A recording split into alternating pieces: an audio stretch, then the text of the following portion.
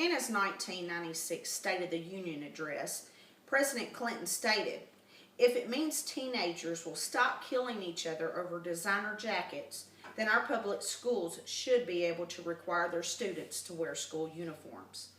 The implementation of a school uniform policy within the public school system would decrease or completely eliminate several problems. Students would be able to focus more on learning instead of trying to fit in with their peers or being afraid because they are being bullied, and developing social and psychological problems that could affect every aspect of their futures. Stereotyping leads to other social problems such as racism, discrimination, and prejudice, which affects us all in one way or another. Stereotyping builds economic and social barriers between students. In a society where students are defined by the labels or their clothing instead of who they are on the inside, this has a tremendous effect on lives, especially for teenagers. When a child is in middle or high school, he is still struggling with who he is from his own point of view. He's already trying to figure out where he belongs in this world. If he is stereotyped for the clothing he wears, then that promotes an inaccurate self-identity, which spirals to other personal issues. If a person does not know who he is, how does he know what decisions in life are right specifically for him? In this quest to figure out who he is, many poor decisions may follow. I don't know about you, but I would rather look at uniforms than at underwear or rear ends. A school uniform policy would eliminate a burden from students, parents, and school personnel. All would be able to focus more on learning and developing healthy social interactions between peers rather than ensuring each student is following the dress code. As a mother of 2 teenage girls and 1 teenage boy, I go through the same ritual every morning with my girls. So much time is wasted on my checking them from head to toe to make sure nothing is showing that's not supposed to be showing. I even have them do the finger check along their legs if they're wearing shorts or skirts to make sure that the length is appropriate according to my standards and according to the student's school dress code. Then the arguing ensues if everything is not up to par. I hear how I'm old-fashioned, how it's what all the other kids are wearing, and the scenario never ends up well. It ends up with one or all of us stomping around, huffing and mumbling under our breaths. School personnel go through this exact same ritual, only with many more children.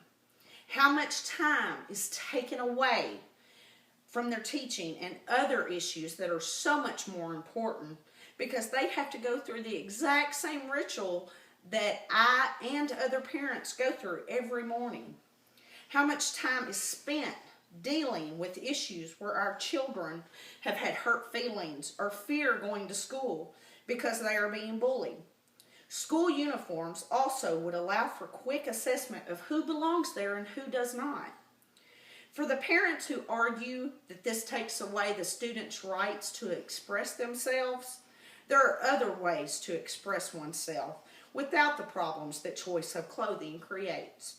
Is freedom of expression more important than their education, or more importantly, their lives? How many children have to be bullied or die because of the pressures caused by clothing worn to school? Stereotyping leads to bullying, or being picked on or discriminated against by others. Statistics show that 1 in 7 students, grades kindergarten through 12th grade, have been the victim of bullying. Dorothy Espelage, a professor of educational psychology at the University of Illinois, has studied behavior in teenagers for more than 14 years in more than 20 states. She states that she has seen an increase in bullying related to clothes. In another study, more than 1/3 of middle school students answered yes when they were questioned on whether or not they had been bullied because of the clothes that they wore. The national news coverage of school shootings have more than once been traced back to the shooter being bullied by other students. Teen suicides are more prevalent because of children being bullied to the point that they felt death was a lot more attractive than having to deal with the bullies each day. You hear news stories of children being seriously hurt or killed due to someone wanting what another student was wearing. Such a small step in ensuring the health and well-being of our children would lead to a much better quality of education and of life. Many problems could be decreased or eliminated with this small step.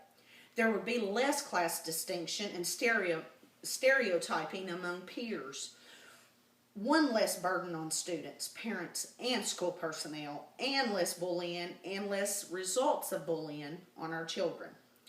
Will this solve all the problems? No. However, one affected is one too many.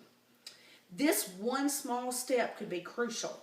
One less suicide, one less school shooting, one less child who was beaten or killed for their jacket or shoes. It is a small step in helping to eliminate a lot of problems, but an enormous step in keeping our children safe physically and emotionally.